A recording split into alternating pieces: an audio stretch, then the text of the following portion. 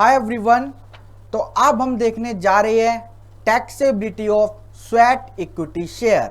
मतलब अगर एम्प्लॉयर ने, कंपनी ने अपने एम्प्लॉय को कुछ शेयर फ्री ऑफ कॉस्ट दिए तो उस केस में टैक्सेबिलिटी कैसी होगी वो अब हम देखने जा रहे हैं।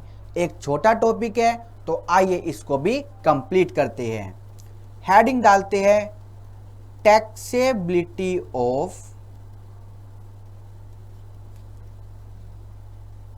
स्वेट इक्विटी शेयर्स अलॉटेड, या तो दे दिए गए या फिर transfer to employee free of cost. ठीक है, तो चलिए फर्स्ट पॉइंट डालते हैं। allotment oblique transfer of sweat equity shares at free of cost shall be taxable,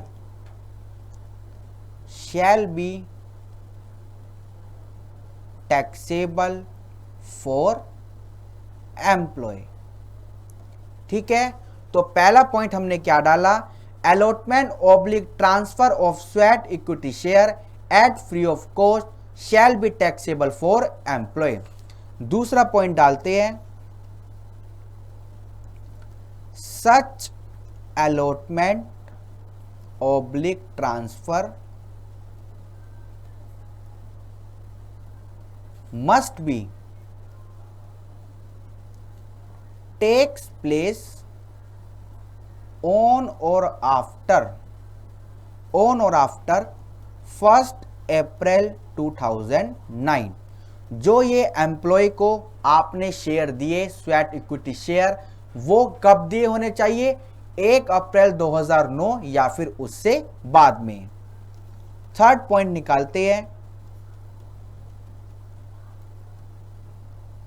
taxable value shall be. तो टैक्सेबल वैल्यू अब हम निकालने जा रहे हैं, और हम टैक्सेबल वैल्यू कैसे निकालेंगे, हम लिखेंगे fair market value as on the date of exercise of option. मतलब एम्प्लॉय को बोला जाएगा क्या आप फ्री में शेयर चाहते हो या नहीं, तो जिस डेट को ऑफर दिया गया वो डेट आपको नहीं लेनी, जिस डेट को वो ऑप्शन एक्सरसाइज कर लिया गया बाय एम्प्लॉय उस डेट को फेयर मार्केट वैल्यू क्या है उसको आपको लेना है और माइनस कर देना है लेस रिकवरी फ्रॉम एम्प्लॉय। अगर आपने कुछ पैसा रिकवर कर लिया तो उसको क्या कर लेना, माइनस कर लेना, और जो आपकी फाइनल फिगर आएगी उसको हम बोलेंगे टैक्सेबल वैल्यू। ये क्या बनेगी आपकी टैक्सेबल वैल्यू। अब एक बात याद रहे, अगर वो ऑफर एम्प्लॉय ने किसी और को दे दी कि मेरे बदले, मतलब मिस्टर राम ने मिस्टर श्याम को बोला कि मैं फ्री में शेयर नहीं लेना चाहता, मेरे को जरूरत नहीं है, क्या आप लेना चाहेंगे, तो अगर कोई ऐसा केस है तो वो डेट क्या मानी जाएगी, date of transfer of offer. तो आपको उस डेट की एफएमवी क्या है वो आपको नहीं लेनी। कौन सी एफएमवी लेनी है, date of exercise of option. ठीक है, तो ये एक इंपॉर्टेंट बात थी जो मैंने आपको बता दी, और एक और छोटा टॉपिक होता है खत्म। चलिए अगला टॉपिक स्टार्ट करने जा रहे हैं हम, taxability of truck driver allowance.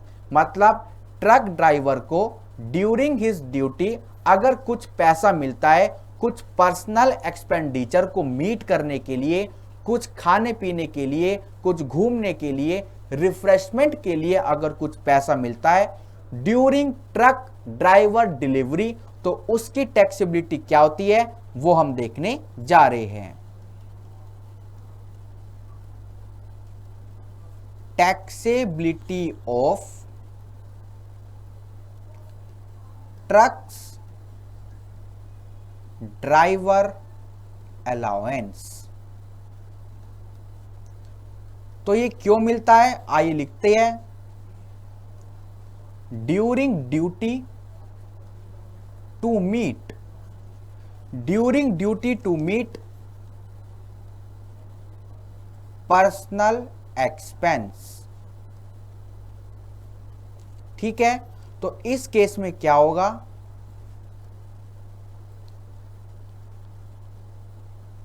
Lower of following to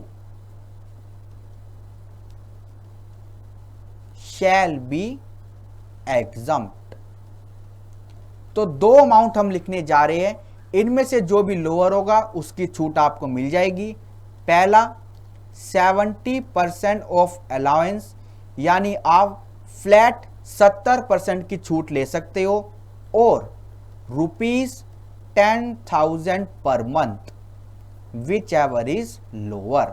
अगर 70% ऑफ अलाउंस ज्यादा है 10,000 से, तो आपको सिर्फ 10,000 की छूट मिलेगी। तो बेसिकली आपको दो अमाउंट कंपेयर करने हैं, और इन दो अमाउंट में जो लोअर होगा उसकी छूट मिल जाएगी।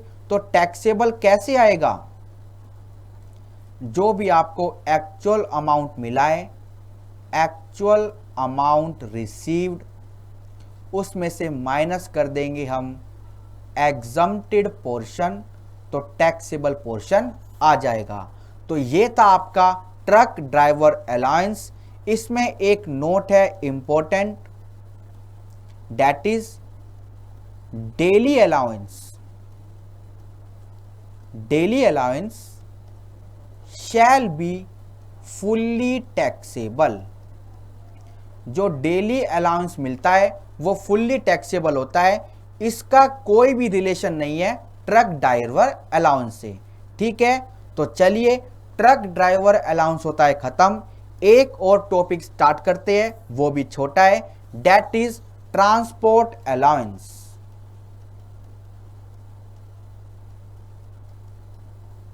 Taxability of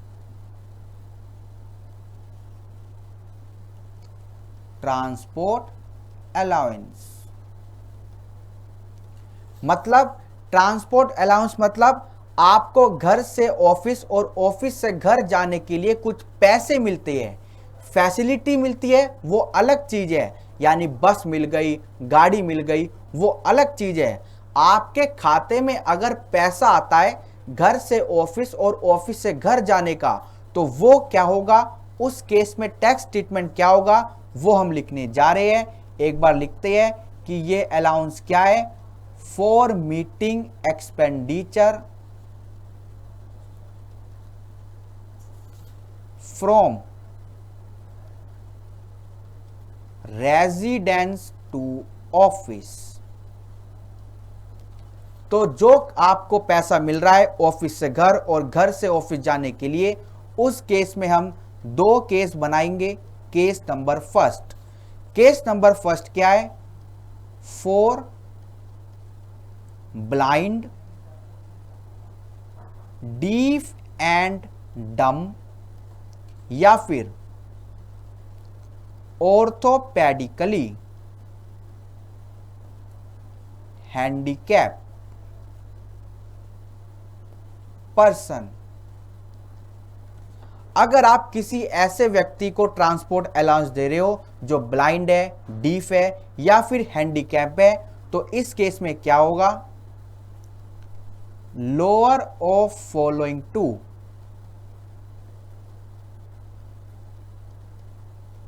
shell be exempt. नीचे दो अमाउंट हम लिखने जा रहे हैं, उनमें से किसी एक की छूट आपको मिल जाएगी। फर्स्ट, एक्चुअल अमाउंट रिसीव्ड, जितना भी आपको मिला, और सेकंड 3200 रुपये प्रति महीना विच एवर इज लोअर की आपको छूट मिल जाएगी। तो जितना भी पैसा आपको मिला उससे कंपेयर करना 3200 रुपये प्रति महीना से, और जो भी लोअर होगा उसकी छूट मिल जाएगी। अब आता है केस नंबर 2 यानी कि फॉर अदर्स। अगर आपने किसी दूसरे व्यक्ति को यह अलाउंस दिया है then it should be fully taxable. तो यह अलाउंस क्या होगा, फुल्ली टैक्सेबल हो जाएगा। और इसी के साथ हमारा ट्रांसपोर्ट अलाउंस का टैक्स ट्रीटमेंट भी होता है खत्म। इस पर्टिकुलर लेक्चर में हमने 3 टॉपिक कवर किए और तीनों को अच्छे से समझा। Okay, thank you so much.